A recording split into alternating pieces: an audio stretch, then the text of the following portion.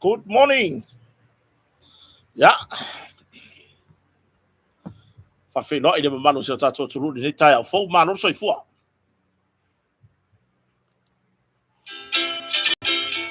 Ya si kaka ku ka ku ulele ya nga. Ka ku abak kai do la ya dia.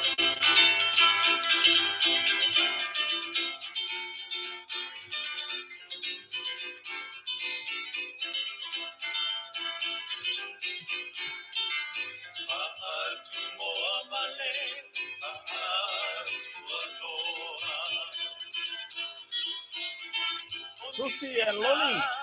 Ya, mafuta by San Francisco. Afali tulai lua. Morning. Francis Yone. Soy from Manuya. Manuya, whatever you want. Mituana Ipula. Charlie Smith. Soy from Manuya.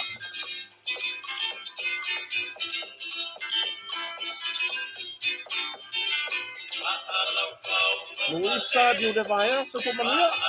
Mafuta by San Francisco. Apelila. Oh, kakalo apelila le lo polo na masina. Polo na soy fuone.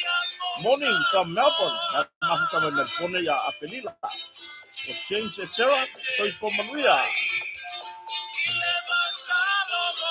The life of pets. Yeah, like mafuta my in Melbourne. Yeah.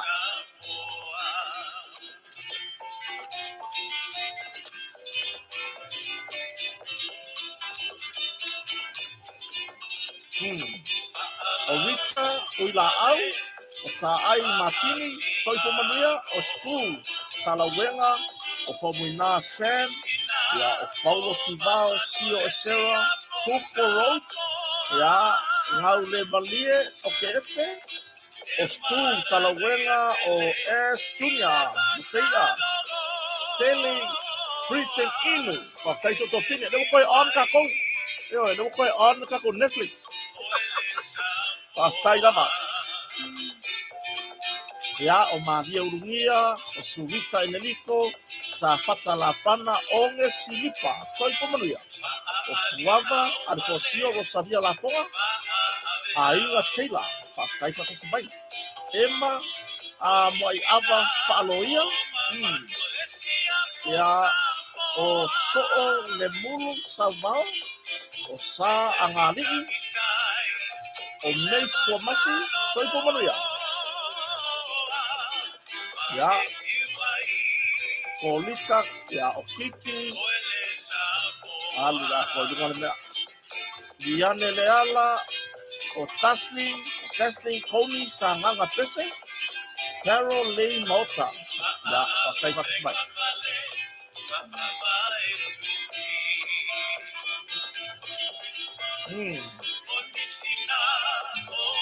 Tafito, Bolivia, la mafuta Tacoma, Loretta Cristiano, le voy a ir le trato YouTube por salir a la forma, o si un actor, ya, le fue Marvela y a Charlie Smith, baka may plan, ya, Rafi, Faletuay, Juliet Tulima, soy como ni Papakura, la mafuta Mayay, Evo Lave, Batay, o Maxen Tuala, o Sabu, Wang Tia, Fale Loten, Ki Mungani Sila, ya, Papua, Auckland, New Zealand, na mafuta Juliet Tulima, Batay lama.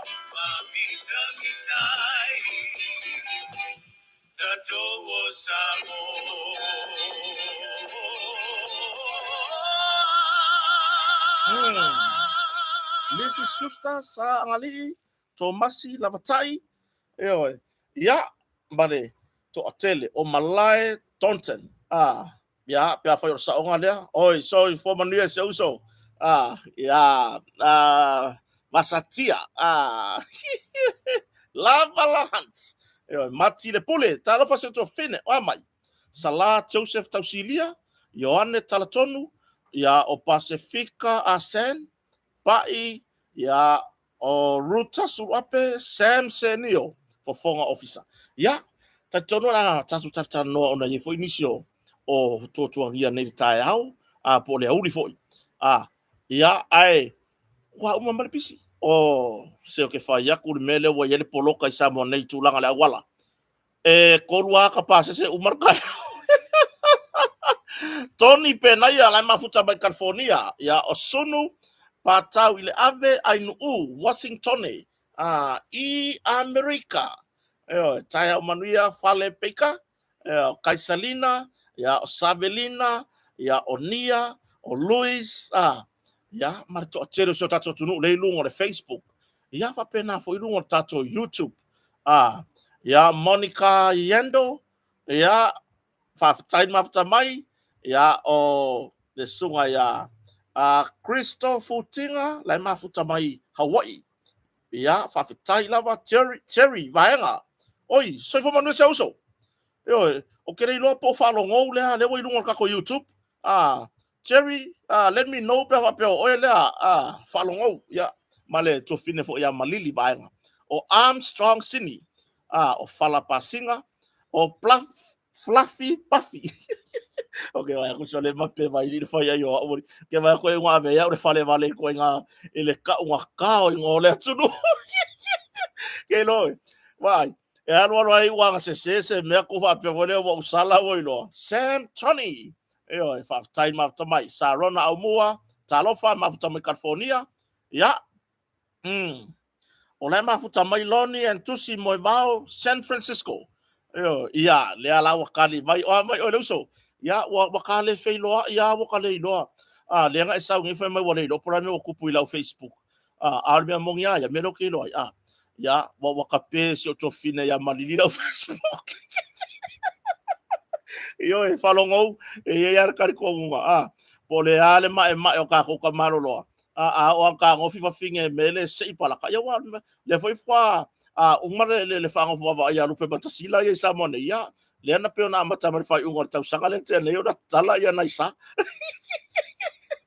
yo ya kala ka ko o Ravina mata utia la mafuta mai Melbourne yo Monica Yendo sia tu fully ma lor so fo manuia yo Rimoni ya o ka se ngori Rimoni David Achong mafuta mai Sini Vau Filippo ya mare to tele kenese va alelei ya o Toli Hoiflitch so le se va ka yo le ma fai ga fenga ya ilo kala lo fai vari Hoiflitch ya ka si yo lai Junior le foa ma lo se fo manuia fa fetai era male mele le kusi mai ko Junior le foa pisi se lau pasenge por me ese lau kala mais so fo manuia te por aleni ya fo lele ata woi ya le wo ba ya ku si tinani fa moni se sent mai ia ti te yo se fa aru lunga onga bo lusi fo i me ko la o ke fongi fa moni se tina fa aru ta umanga ka pokla me po o fa pela ko fa ko wo fa le ko mo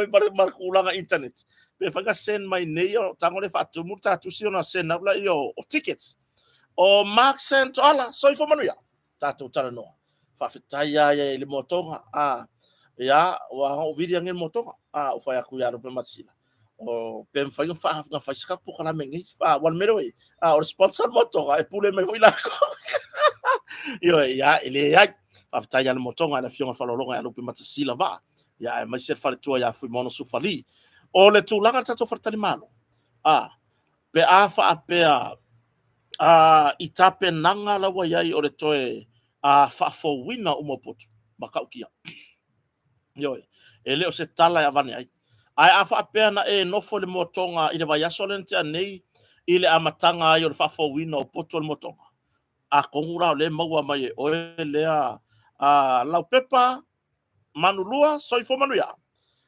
kongura o le maua mai o e lea le tūlanga i le i la tala le fai atu whakore makaukia kako wall panel ma meo o foi nei o pepa foi mo sheets foi PVC lea e pe o te leo le plywood no lonkele le wa ke wa mo le wall lea wa uma na faati no ina i tonu Ele ngata lai na whaatawina le motonga tūlanga i tato wall panels, ma te unga ese i o tono mota malawa. A o lea e susu mai o ele te malanga mai e to tongi lo potu le motonga ma e whamautu wai. Oka, o le ngawo i kohinga, o le display ngawo e ngofoi. Le wala kala, o ngawo display ya koia yaki oi. Le tūlanga o tape nanga o so maota ma so lawa. Pe a whaapeo e malanga mai. Ile tūlanga o mewa pena. Ia wale lei whalongou, Terry, vaenga. Ia, o kere lola po pe o ke tusi atu le tu lawa artina fo ila inga ia po se to fine fo amanili. Ar tu langa na. Manu le uri masao, soi fo manuia, lai mafuta mai Wellington. Io isa ako la faele, talofa mai porirua. O le na ua yaita penanga. Tu langa le toi fa fo wina. Io, ia, a fai nga e fa mautu le motonga i le tausanga nenteni e te toi malanga ma taimi nei por tausanga nei o ma toi te le swinga toi te le la swinga le motonga i to tonu o poto fartal malo o lo fa nga solo pe ata to fa pitoa mole asomaliu por e seta ista special o fa nga solo i tūlanga i mea fale la fo ua taungo fie ma tūlanga i masini le kako masingi voi lea au wale tūlanga i sau ngā ruenga o mana o mia. Whatoa ino whanua fau o le tūlanga i le whainga o whaavai o mauta malawa. Lea wai ai mai ngā le motonga.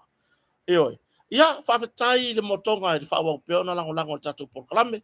Ia ai le ngatai lea o le tatou Precise Samoa.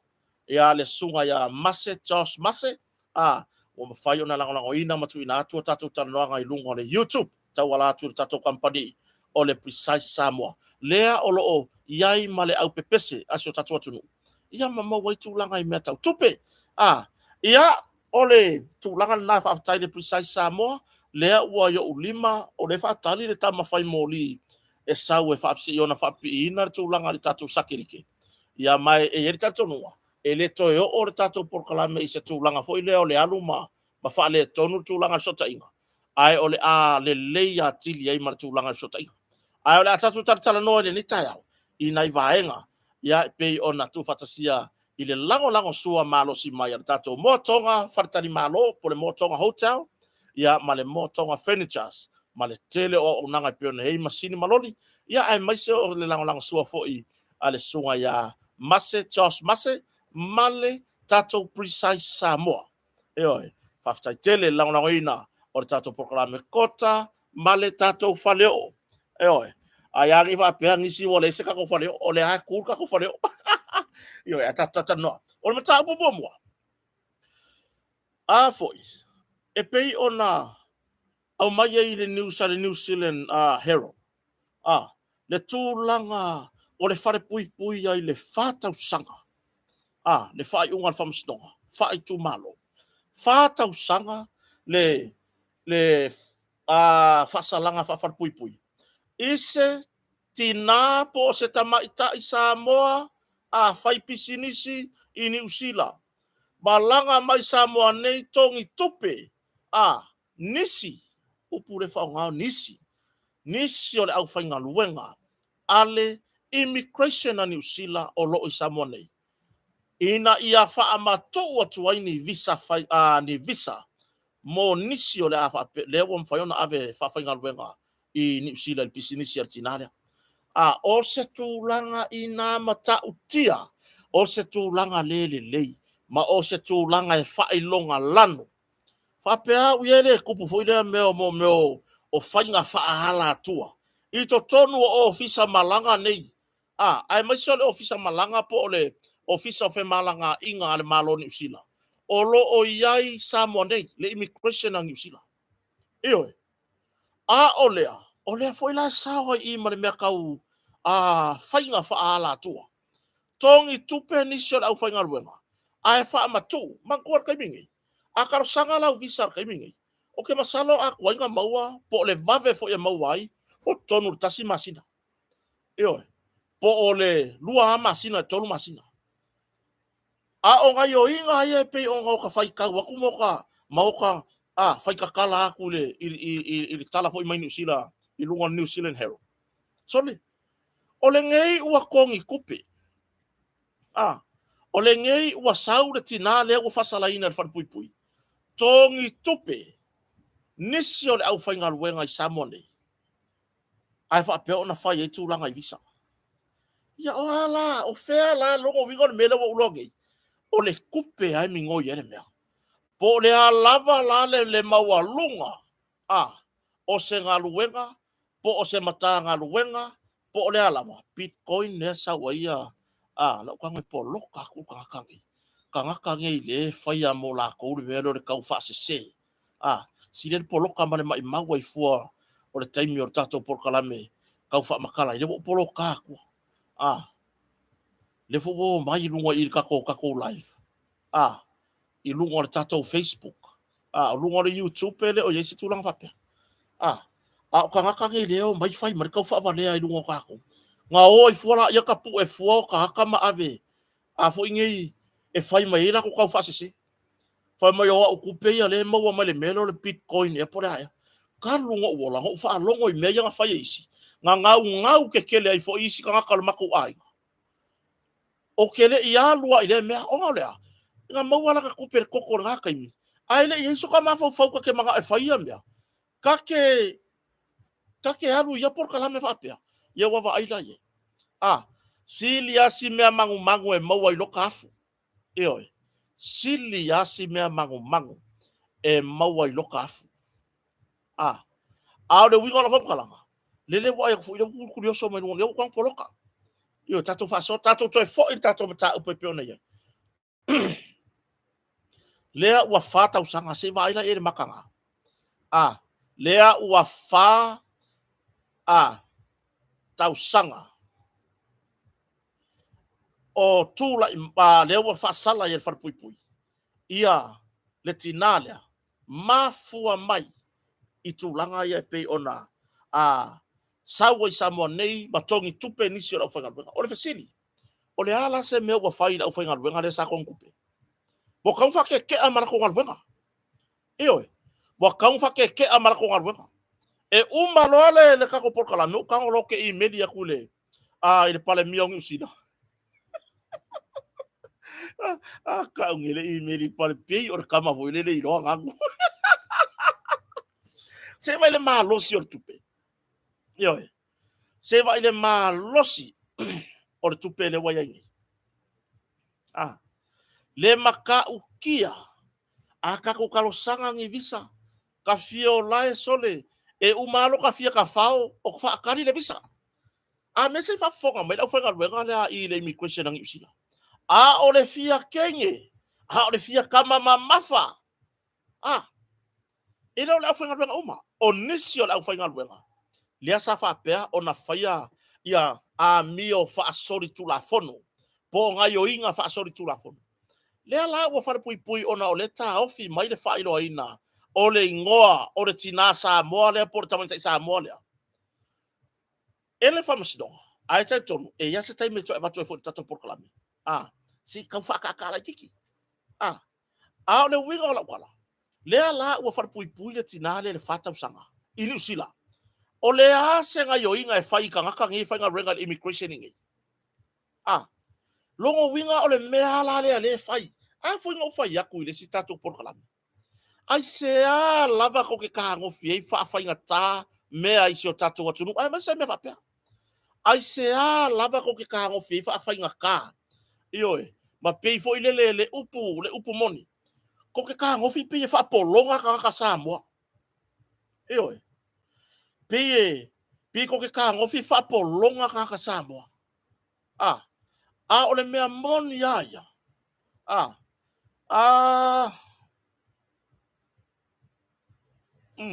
Sililo.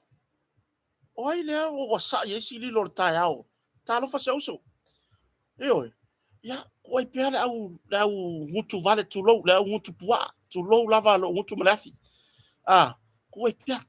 Au ka ko ke kefu ye o fala ko fai mai por ale la ko sa winga fai mai ka ko por kalame. Pa wale me o ke alo fai o le mamalo so tatu tunu. Le lava ya tu ma poloka. Eoi. O te alofa na i tamama tina matutua.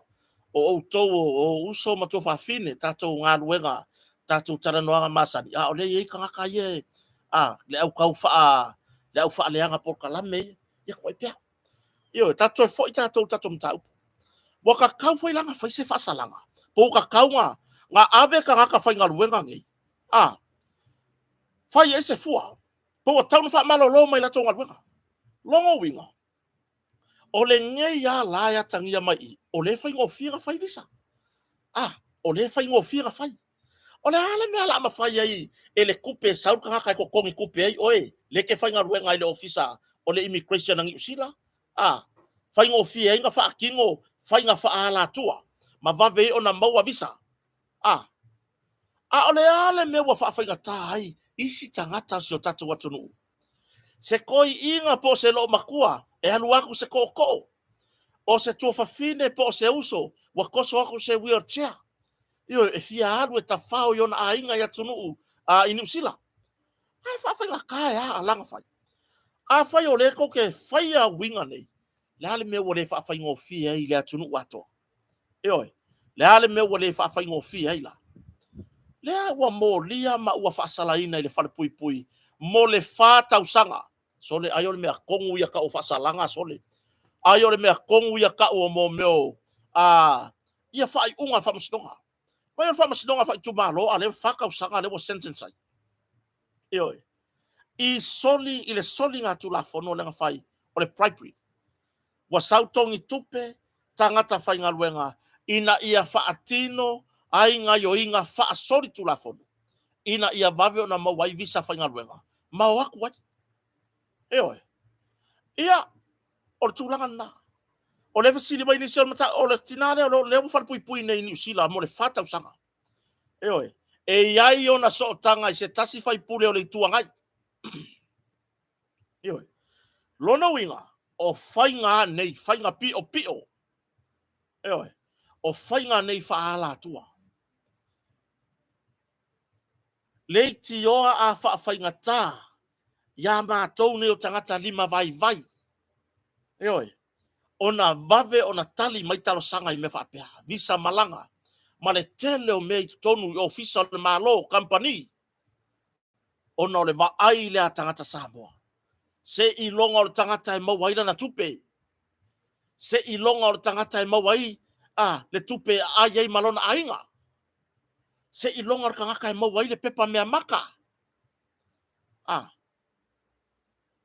ai se walai fai o mafai ono to fai a fa so tu la fono ini a wala pio ai se walai ono to le fa mama avenga i tangata o sio tatu atunu lea la wa fa fo wa lea o le mata o le memoni lea ua toe ilo ele office of malanga ina angusila inusila le tulanga e fai tangata nei na watu i visa fa asori tu la fono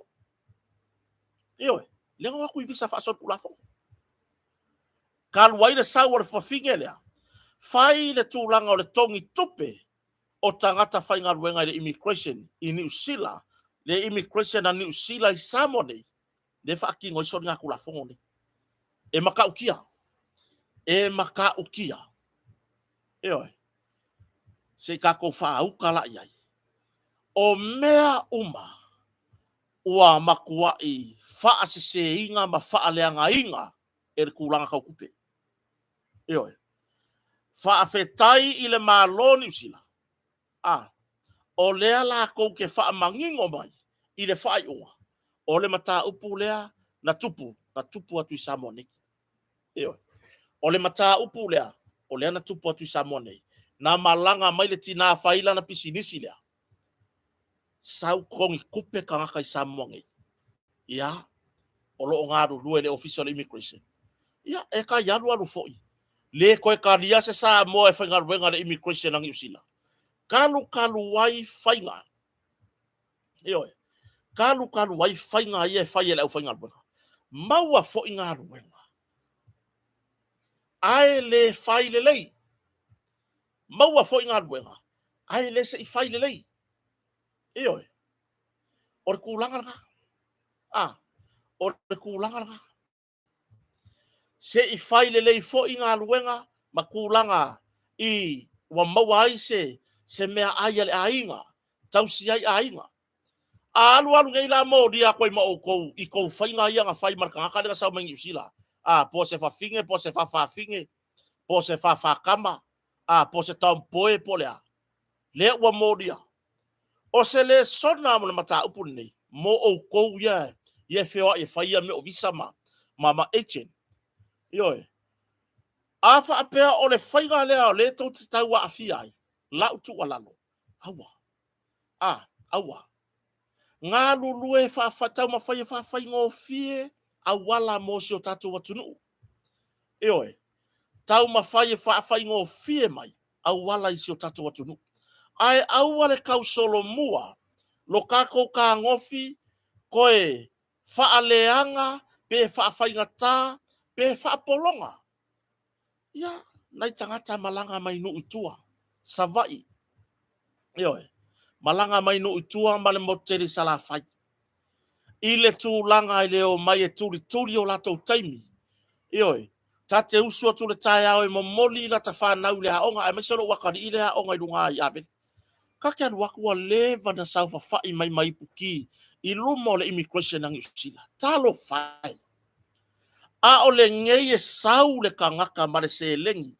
Kongi kupe ai o kou ye whai ngaruenga I kokong. Kongi kupe ai o kou ye whai ngaruenga I kokong o ofisa nei. Ma whaafai ngō fia ai mea mo latou. Ai whawhewhea ngai ko inga mangai lo makukua. Whawhewhea ngai uso makua whawhinge mangai whangau ngai whaala lai whafo. Whapeo I ingo fōi whafo. Whaala la le tae au e tari tai me tala i tō ofisa. Ale artu langa wa iai. Ia wa whai ya oko. Wa whai ya auto. Ia, si on tai mai lama si o tatou tunu.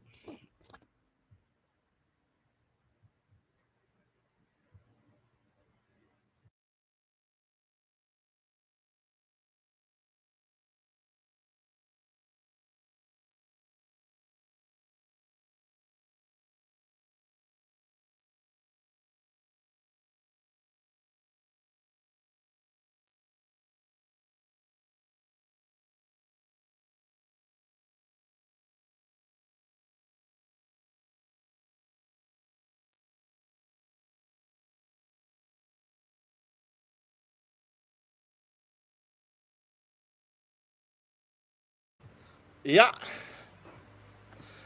Whamaru lo tu tatou tunu. Ia, ngau laku se ikau. Ia ku ia si tamari le nga sau. Ia, ai toi whaawa. I le tūlanga e pei ona iai. O utala monia. La ukala mongi ya rera whai aku. Lea fo e tupu tono matanga ruenga malo. E le koe alo ase whamkalanga.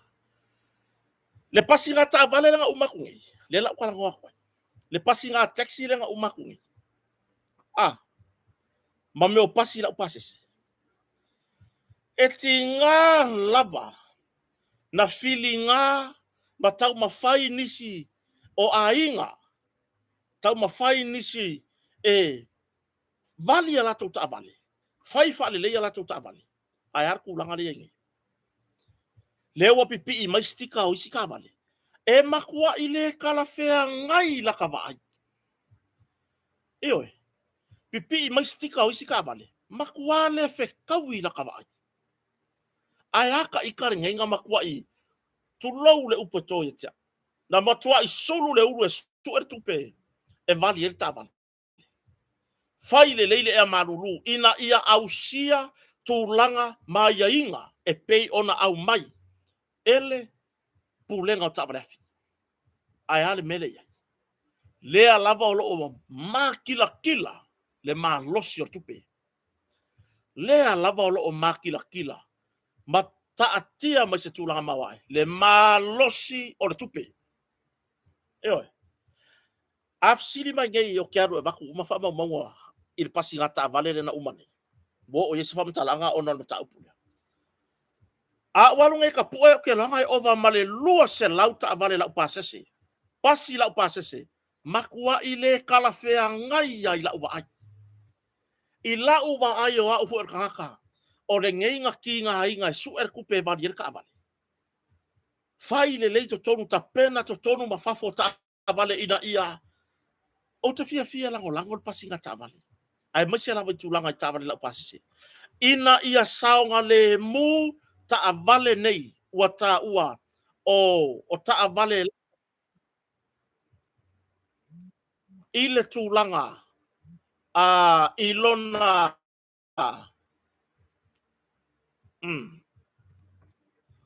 ile tu langa ina ia saonga le mu le mamalo le atunu e faonga inga au nangane a o leva ai ele hayari o le malor kupe ile mele oi feo ai mai sika vale ka ei moli feo ai mai sika vale makuale langu pa e ai lau vai ua makua i kai pala loa le vali oi isika vale le ola e maruru fenga pasi ka vale fenga pasi ai oi fenga pasi ai ma pasi la ti ai vai kele penga pasi la lo kokora i kai so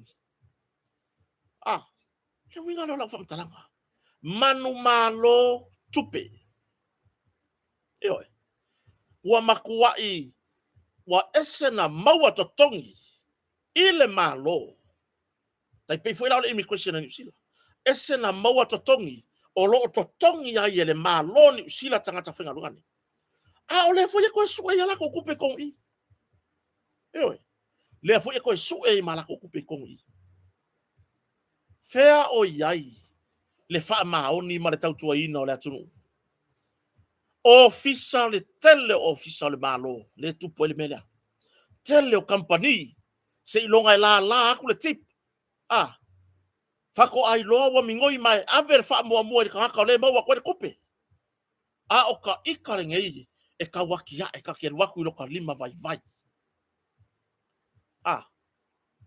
ai sauritala o le makuai maka ukia oi maka ukia o le wingo la famtala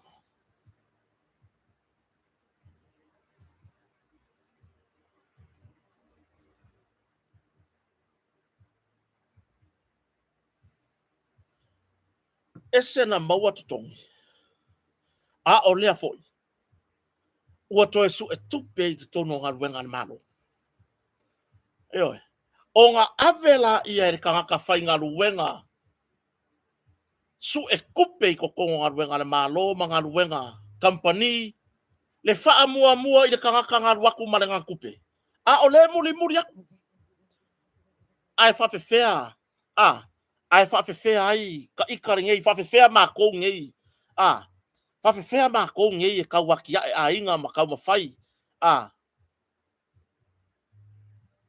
ka ungi ka ngaka wha maongi piko sili nga wha maongi le kaimingi o ka ngaka o loo limba vai oi ele au fia umafoi ia i lātou ele leita ma a inga i whamtalanga le lau whaitu o isi i lātou wa wha o ngār tūlanga i tama a inga skipi eri keleo o skepu o la sanga e pei ona mana o mia ona uia ai wa skipi uma ere tūlanga i whainga nei whainga pio whainga wha la tua whainga elea whainga palapala whainga wha asori tūla whono oi lea la ua wharpui nei whātau sanga whātau sanga lea ua nofo sala ai ile wharpui ona mafua mai i le sau Samoa vai e sau Samoa sau tongi sau pride ia tangata whainga ruenga i Samoa nei sau pride tangata whainga ruenga i Samoa nei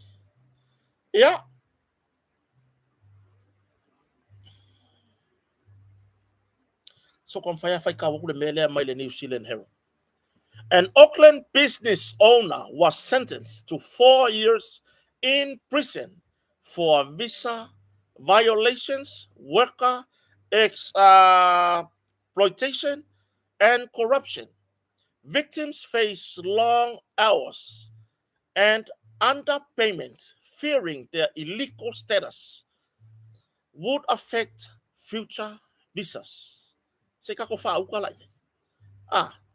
Her lawyer argued that as a whawhawhine, that defendant, whawhawhine, face unique cultural pressures that contributed to her poor choices. O lea afianga lea le popole iai le whainga malo ma le immigration al malo New Zealand.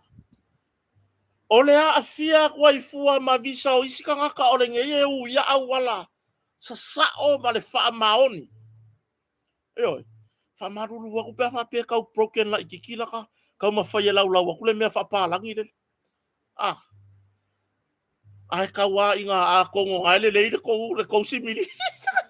O ngai mea pangu a kota le hoinga le nga puka le urur ka ngai whai a o ia le ka mo whai a kongo e ale winga ngala o le popo lenga le iai o le a afia kuai maisi o le atunu o lo o talo sanga na yo lato visa e watu e asi ainga o watu e tafa fao asi whanau ia po o nai whanau o au mau New Zealand o lo tau mawhai atu nai mātua e asi e watu e tafa fao mau lato whailoai ale mele kupu ale mele kupu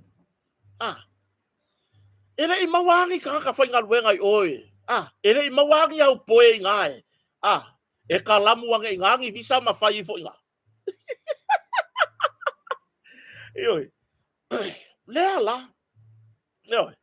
lea la ua makua I tūlai mai I se tūlanga o le a whaaono koe whau popo i ngi usila ngisi ai a inga I runga o whainga o visa mafua mai lau whainga ruenga vālea o ke kua ia fo lau whainga ruenga e makua I o usama la lau whainga ruenga le sa mo ngei manga o mea manga o kupe e leo lau whainga ruenga uma tu lou pa I o lau whainga ruenga o ka ngaka ngei e whaia le mea lea o le koe su e kupe ko konga lako ngā ruenga e ko kongi ngi usila e ko kongi mangi usila ka haka ngi o le ngei o aku koe whainga ruenga fo e moa kupe ai koe su e maisia lako kupe ko konga ngā ruenga ka ingo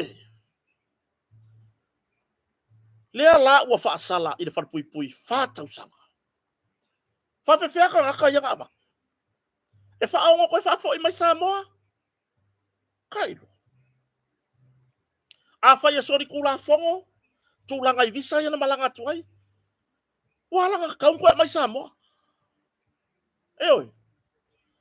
se le mea lea lea ve vesi ngai upu whai o malo lea ua ve vesi ngai upu whai o malo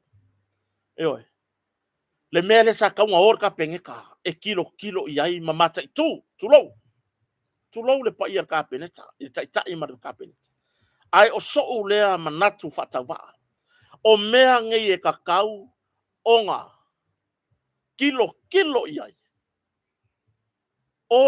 tala noa ma New Zealand se vai New Zealand ko kiki ke masala sili aku la fa yo ka Samoa la lalam papa a New Zealand la fa yo ka Samoa yang ngofo ngi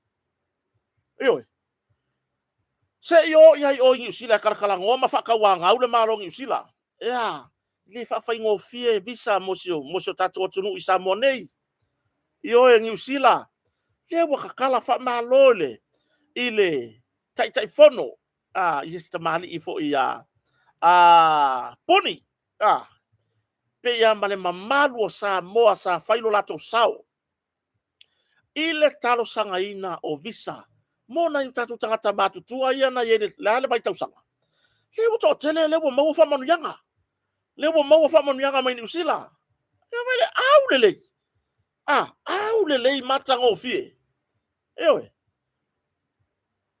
ai se iko e kakao aku la marka ko malo fa ngofie talo sanga ya New Zealand fa ngofie visa awale fe malangai I le vao atunu e lua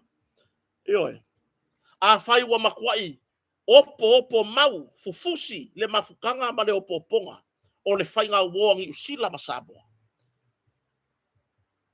o whea ngi fua le wa fua mai tau mafainga Edward Punima ma le mamalo Samoa o lo New Zealand sa tau mafaia tulanga i le citizeni mo na yo tatu tangata matutua sa ia le vai tau sanga lea wangalo tau ioi aga fa pela e koe palasi kurioso fa o ku ia markako fainga malo e wa ku foi ngai ko o mi aku ai le fa faingo fie ma le visa talo sanga ino visa fa faingo fie ioi la curioso isainga le ala ua fulile le alu isainga fulile o mai isainga i Samoa le gi visa or sili e ko se afen ka Samoa o fo isainga oi ai se me wala inga oi e kalo sanga lan me wala inga oi kalia lan me wala inga kalia fua le le yong i visa o mai isainga i Samoa maka ko e o isainga le gi visa ole o mamawa yo tunsi antunsi tunta ai fa fe New Zealand le fa fe Australia o aven ka ko ka fanga ruga fa mai kai misa ngale ai ewe la mele ko ka ko i New Zealand ya la mele ku pungi ya la ya ole a free visa la sainga bo ko afia lan ka sa mo wo sainga ka lunga free visa ngal paulo melo ka kilo koi wanga ole sau ole solo a sainga i Samoa ai wa hoki ewe Vaya kia ki nganga yelo piko sainga o kere kai ngo wango ya kere fiaru sainga ewe kere fiaru sainga kele o kaku inga ye ngo foi Samoa ngi ewe kele o kaku inga ye ngo foi Samoa ngi o la fo ye yo la tu inga e New Zealand Australia ya ringi sau lea kangaka avaku ang kakafenga ruega ngi pai malanga pomu i bribe ia le au fenga ruega le au fenga ruega foi pole lava ko kogi ngai ko kogi oko pole lava ko kogi wa kakau wa kilo ma yele malong usila fa malolo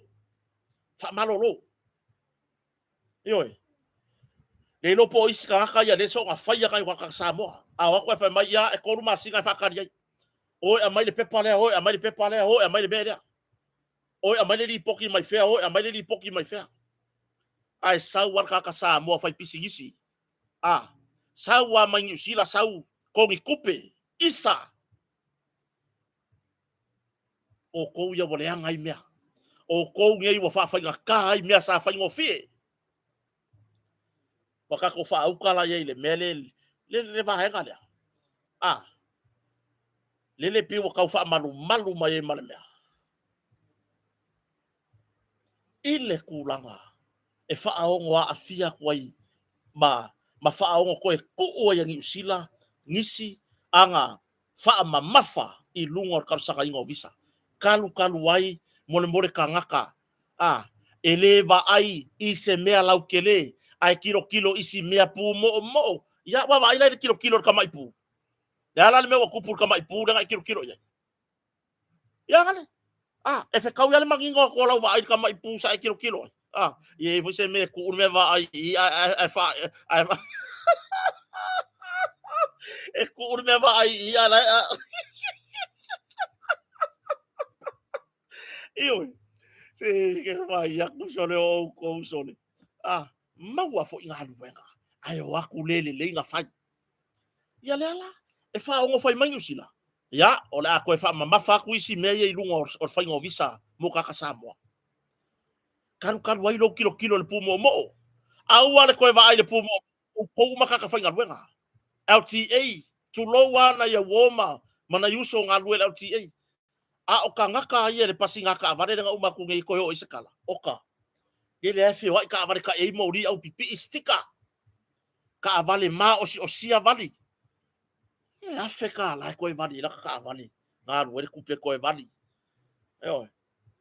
au ale pu mo o lau va ai ir ka ngaka e mo wai lau kupe aua fa pu la popo fa lau kele lau va ai Awe ke kilo se pu mo. Awa fe kau ya le mangingo le ya ko la pupula le pu mo nga. Ai ka o mia lo ma o le tulafono. Le u fata usanga fa pui. Oi. Fa pena o se le sona le foi mo matanga luanga mal malo company. Ma o ko lo fa ya ngi mea. Ele I lava ku pe ngai ko ye o ko. Wa le malo so le long. Ke le long. Malo si le long. Oi. Wo or fa ka mo se vai. Fa fuku le mi o le muli. Ele fa ingo se vai muri umi. Wa long nai. Laku le fa se vai kor se lau ka se vai ka ba muli lo long. Manga o fa le long. Sau de kongi mo kipi muli lo long. Fa mo le mo me okupe kongi. Mo me okupe maua mangi awala. Fa soli tu la fono. Awala pio. Waka ko fa uka yai. Manga ya ngi usila soli. Ole loka ka mo pride. Ai ngi. Bo ka fa lo ko e loka se si le pride. Le ai. Alang ole flavor nga ngi. Ole flavor nga ngi hamunda. O hamunda. Ole la ko flavor. Ole kali ole pride. Wa feo ai mai si ka va le fou. Onga okupe mai le mele ole pride. Wa feo ai mai si mo me Land Cruiser. Wo mai si mo me Maseki. Mo me BMW. Ai ni no pula fa o me BMW. Ai va merkala le siko inga. Ka mai langa fa nga langa SUV BMW SUV. Ma yor ka va. Mangkua la wo loa ngi or Koyoka or Nissan or Mitsubishi. War fa nganga nga Mitsubishi. Fa mai ko ingo le Mitsubishi. Ona ko inga ele kwa ba se le Miku. Le foi la ir ka va le ko inga la patole Miku fo. E fa ko pola le ngor ka va le fa mai o le Mitsubishi. Ya. Ai seen it. So e fo le va ko inga. Ya si ngu fo ai kwa. Ona nga ko inga. Ele se ngori ya vai. Se nga vai mai asia fa nga o le PM Kapiliu. La live siri yang ko inga fi lo. Vai fo le ko va. Le yor ka va. Pa u la popo ai over mai fa fola ngu ko pa.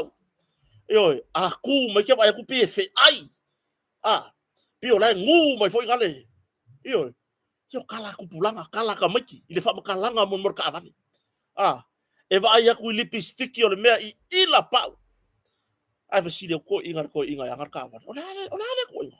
Se nga fai mai asia fa nga o le PM Kapiliu. Fa mai no ko inga. Ona le fa. Nga va. Nare fa umere ngola ka vale. Ako inga. Mai se nga pa wale me nga. Fai bai ya fa nga. Ya. Wa nga ofisili ho ya ipole ale fa le PM Kapiliu. Ai fa mai ole be my wife. Be my wife. Le fa ngor ka vale na PMW. Be my wife.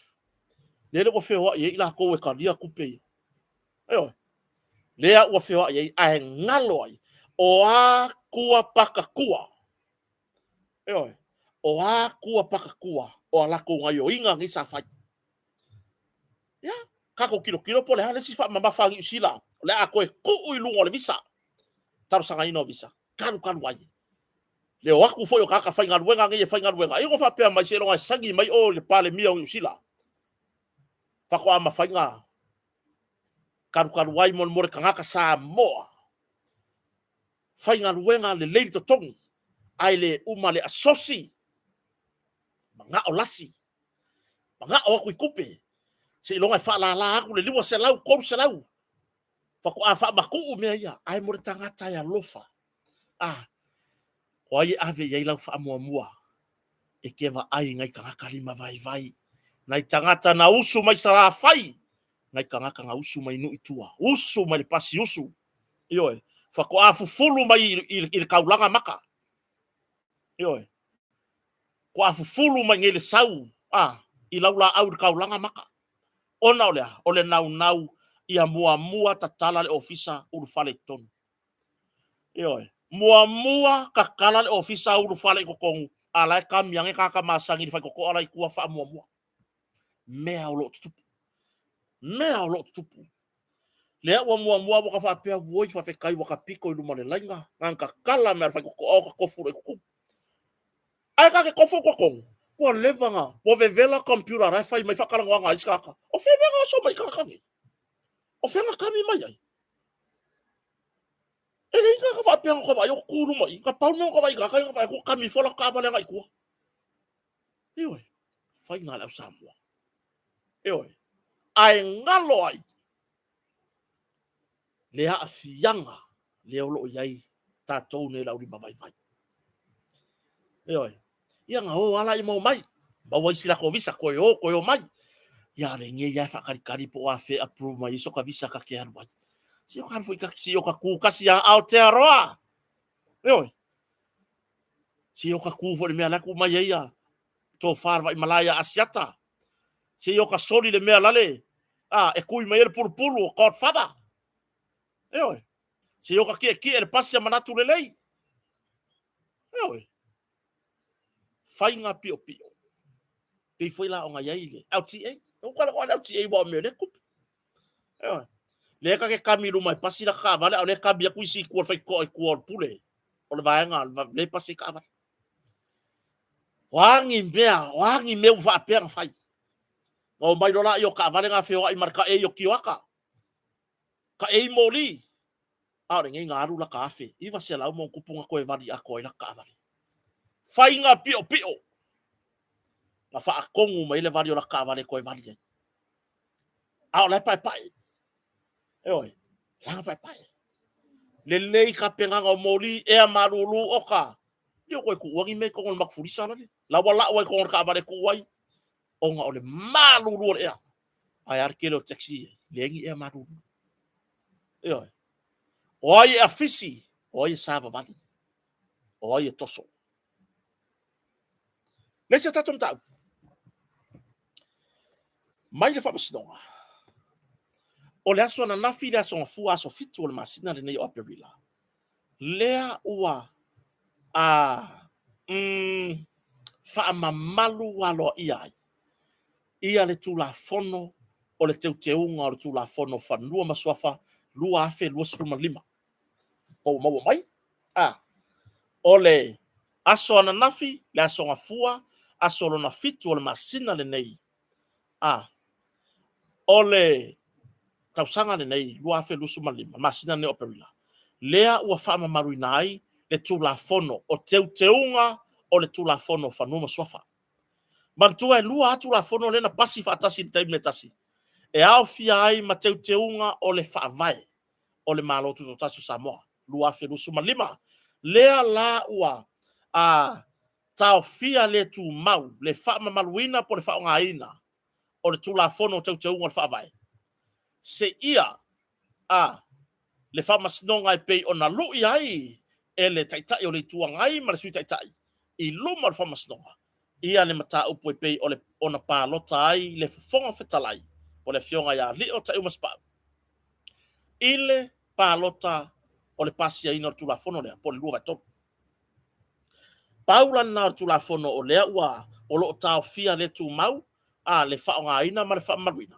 se ia faia ia le faamasinoga ia po le ale tagunuuga e oʻi ai ia ona au mai la ia lea o sesi faapea faapea mai le faamasinoga o lae saʻo le palota a le fofoga fetalai lona uiga e faauau lava le tulafono ae faapea mai le faamasinoga e manu malo le itu tagi po o le itu lea taʻitaʻi o le ituagai ma le sui taʻitaʻi o lona uiga auā o leiai ma lesia latou talosaga faapea e manu malo le latou luʻi o lona uiga e tatau ona faapafala pe faalē aogāina teuteuga uma o le tulafono faavae lua afe lua sefulu ma lima ia a o le tulafono lava ia o teuteuga o le tulafono fanua ma suafa lea ua faamamaluina amata mai I le aso ananafi aso gafua aso fitu o le masina o aperila lua afe lua sefulu ma lima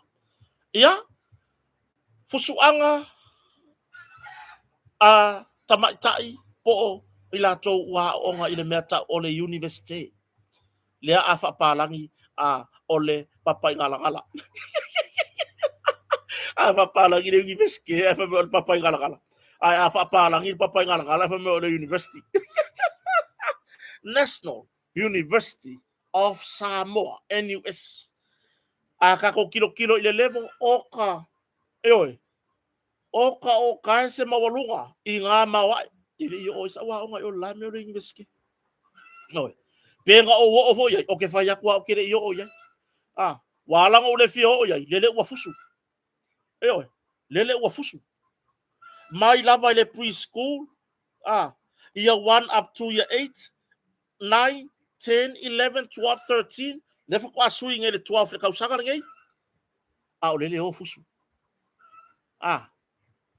ole onga uka o inveske wanga ole au mo mafa faunga le lei mawalunga tu langa ile onga atatu tele tala no ina mata upule mo moli fa malo ya tila to na fa ule lava yaso congratulations ya te auto uma ya ya nisi o lo nga lulu mtanga wenga malo company nga wenga tuma oti lea safa apea ona fa au ile va ya son tene sato ave ala tonta upule university yo malo le finau malo le tau mafai fa malo foi le alo fai ainga matua maltapo inga yo ya tato turi luma pole sisi la sanga nga wenga o lo fa apea ona to yai ai malo tele le sai ili waka fia o nga koi makaika ilo kawaya kule mafia fia mayo ko ula lole o ko ula sutalati yo o yo kawaya ko so la foi ko mai male ula pi supo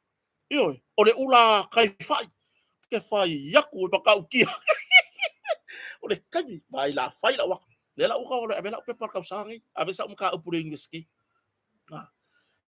ufa nga o ula koko ai ava yo nga o ula koko ai ava yo o tulanga na kako fo ilo mata upule peona ya ibe singa mafusu anga ya ile university ole upo e fa matala vai i kuwa i vai ya kokongu i vai kokongu le upo vai le mafau yo ole menga kokongu ro kwa mama ro kinga ke ro kwai le ole afia ifua le ngalu wenga fatino oe le kenge kiki ya onga marka kiki ya onga le ke usu lo la au le mama ke usu mau ki finga mangongi ese o fa mangongi o kau kalinga ka inga ngafa mai lalo i o vali lau nguku o lau maka kai fa pengei mai kalo mai ka ika iyo wa ko wa yingi lau maka so ka ku kalo mai fa pe ale yo la emo maka usa emo maka ai kalo mai fa pengei lau maka ya ka ika iyo ona me kana wala wa maua lunga tu langa wa ya ile onga ole nga yo inga le fai au ka fiola wa makua i mawalaloa le ala ke usu mau ki finga le ke usu malau ako onga ko kiki ma fai au le ako ile mafa o au mao au le ke la ko efusu o le fesili o fea seu tamama seu tina nisi o to lai fa pa wangen koko a seu tina fea lo tama lai le fato anga Ioi, lai le fato anga. Lai fai le maumanga. Te utonga fai. Nisi o tatou mautou. Fea o tau matua. Alai ku mai kaile la pau pau. Lai fai kui kui. Lai tui sea. Ioi, lai fai funga funga. Loli. Ngau. Fi ngota fa pena. Fea se o tama. Lai moe fatua e mare fai vana nei. Wow. Ioi. Au fea se o kinga. La wo usu mane fai war koi ingai fa kau. Lai ku mai luma le awala. Lai kau mayang kawia. Ioi. O lea wa eskifi runga le pasi. Mau ki finga. Ele o whana uma. Ioi. Tala noa lava nga i tamiti o lo tula i mei tulanga ni. Usu e la onga. Laku mau lima ke puar kayao. Lua hot dog. Ile auli. Fangko kola la poa. Talo fai. i le tapua inga nei matua. Ioi, lea ke alu le aonga, a o lai memu se utina sa ve uinga o koko, lai kosi langa ingi, ioi, lai se e vele le fuala au aina, ma faila na tatalo. Mi atu sia utama le aonga, fa manu atu sia mafanau, ya o onga, fua il poto. O le pese kau loko le a matua, ao marpo, e alanga o iloa, o a o resi makua. E alanga o iloa, o a o fo i o resi makua.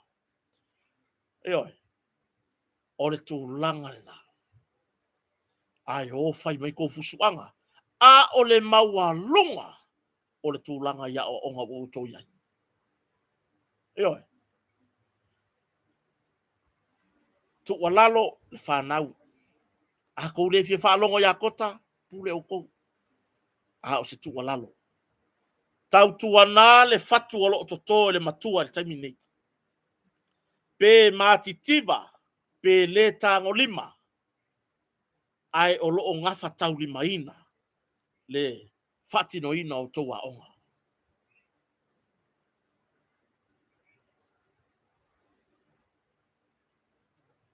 Yo tulanga na. E makua yo kalangonga le yo. Wo o lo kakari i lawe le levo longa lua o mea taua o onga. Preschool, primary school, lawe le levo longa koru. Yo, makua yo kalangonga le lei. E le tua ia fua le pitola aua matua.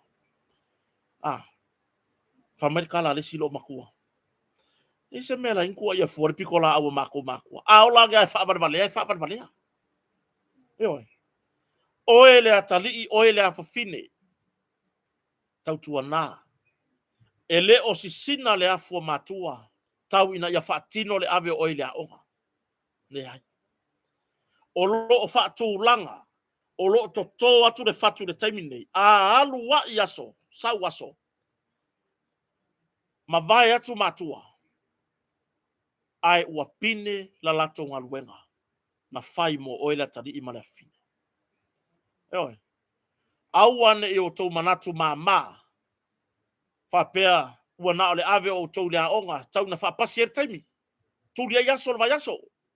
E au noa mani fe au e whai. Ia tono mota malau. Le ai. Ia tautua nā ma o tō. Le tiute whai o matua.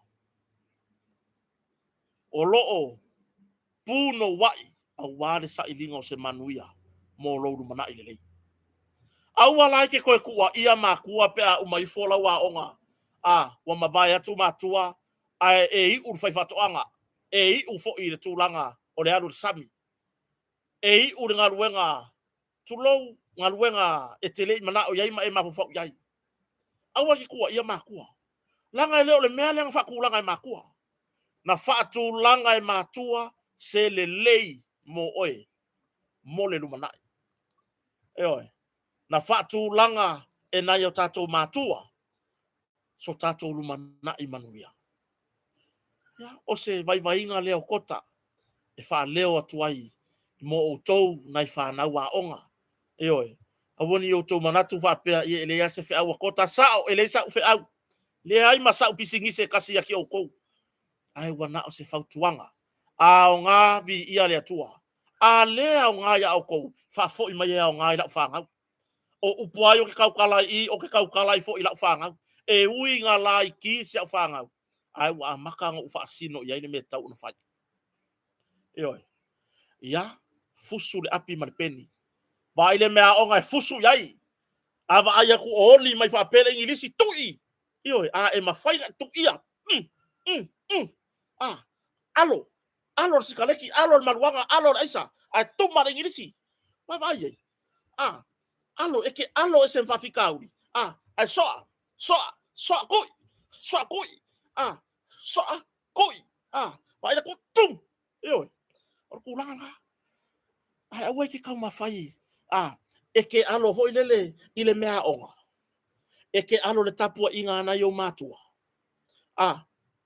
E fia e ke tioina ngai i le ulo ka paa. E oe.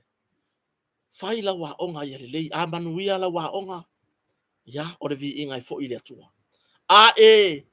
anga le leo matua vi ia le tua ale ai foi wa uma na fatu langa wa faile nga ruenga lo tamba manutina tabu muri le wa ko foi ia likia malele kio singi le wo toi foi e au noa mani molianga fa sanga ia ole memo mua ole tatou tilo ile anganga ole loto fa mangano o te taritonu i le manatu o le taitai fono ma le tatou vaega faʻufai le faatutue le tusamotas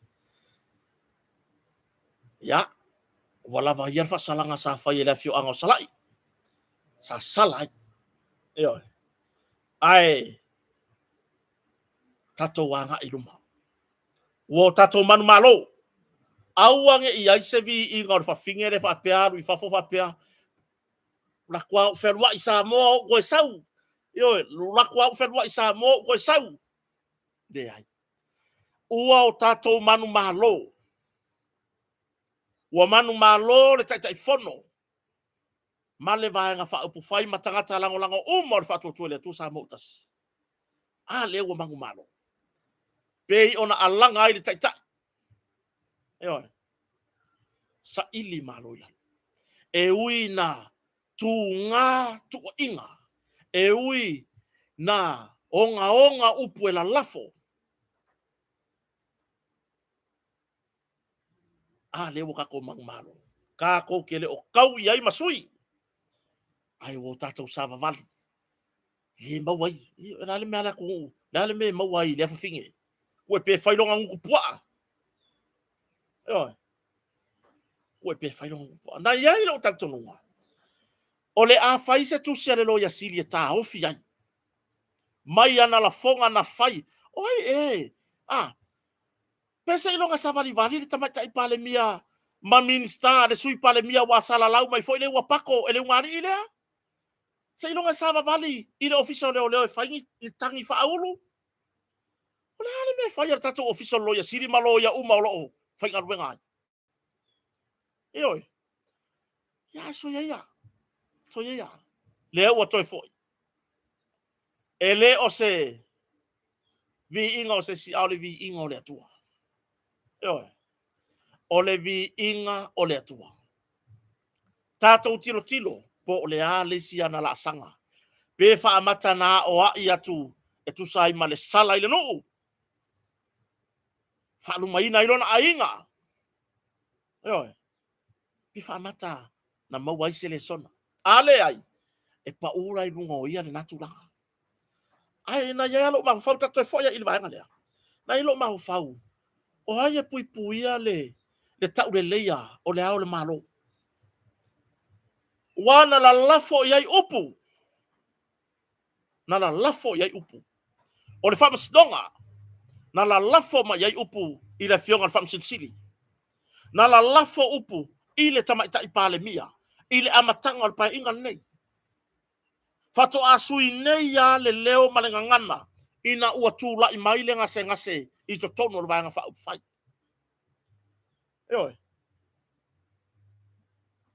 na iai loo talitonuga e tulaʻi mai le lo ia sili ma le ofisa o le lo ia sili latou te faia se tusi e taofi mai ai ma seʻi ave ni moliaga ma seʻi ave se tagi i le ofisa o leoleo e galulue e taofi mai le fafine guku puaʻa tulou lava lē mafaufau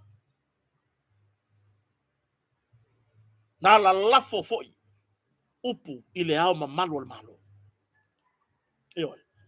ga oo i ai le lē mafaufau i upu na lalafo i le ao mamalu o le malo na lalafo i le faamasinosili o le tulaga na sa iai a loo talitonuga o le a galue suʻaheilin e fai se tusi e taofi mai ai le fafiga lea sa lalafo foʻi upu le loia sili ia ae peitaʻi ia so ia o lau toe tuu mai Australia o la mo toe tuu mai Australia Chris sao ta uvalea ai salafai le kuainga fafige le mafaufau ya ai atonu ya wala var sala nu tatou wanga i tatou luma e mo se ka komia le se me mo wai a le asa ka me mo wai ya la no mo wai lo pai o le fasili o le fasili nga le la faingi o le ka ko me mo wai ali kia i le se mea a le hale me ali kia le mo wai langa le mafau le fai a la no mo wai lo pai